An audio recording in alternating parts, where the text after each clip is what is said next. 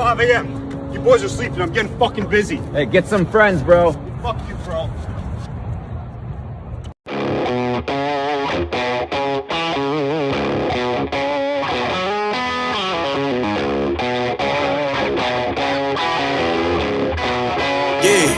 Yeah, came through flexing cause they know I got the sauce. Got the presence on me, I can't ever take it off. That's why I came country boy stepping. Yeah, I'm country boy stepping. Country boy stepping. Yeah, I'm country boy stepping. Yeah.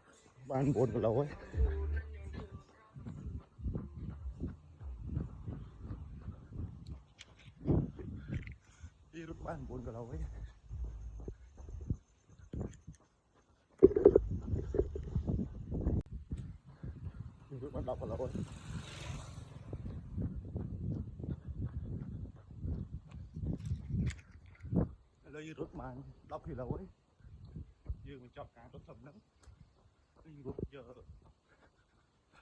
phải không lọc lỗ một đỏ lại sẽ sẵn nặng với nhỉ chứ nhưng từ bên trong cà rốt nên một sẽ sẵn nặng thêm rồi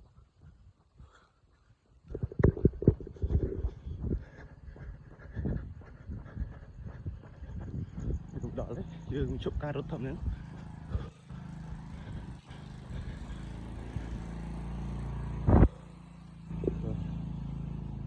hai sụp bay tí đọt cái lỗ chạy đọt tì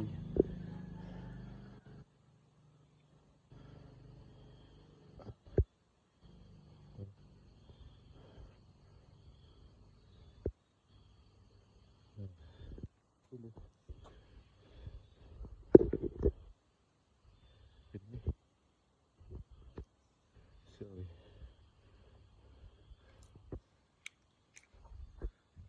ok đậu hạt prang rồi có bàn thời tí tí đâu tới xe trong khói đây đấm na tu sena cách này sob một sắp đạp đàn tu sena bye bye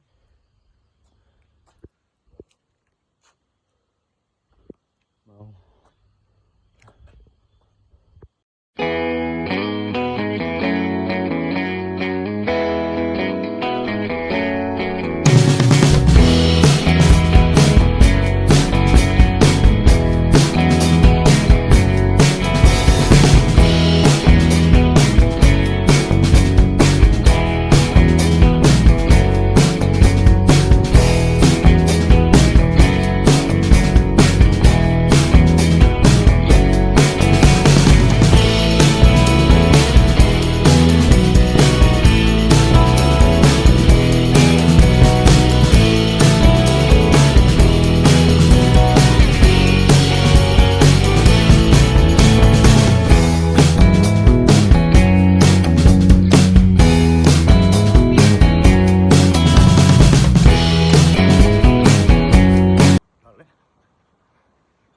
mơ mộng cả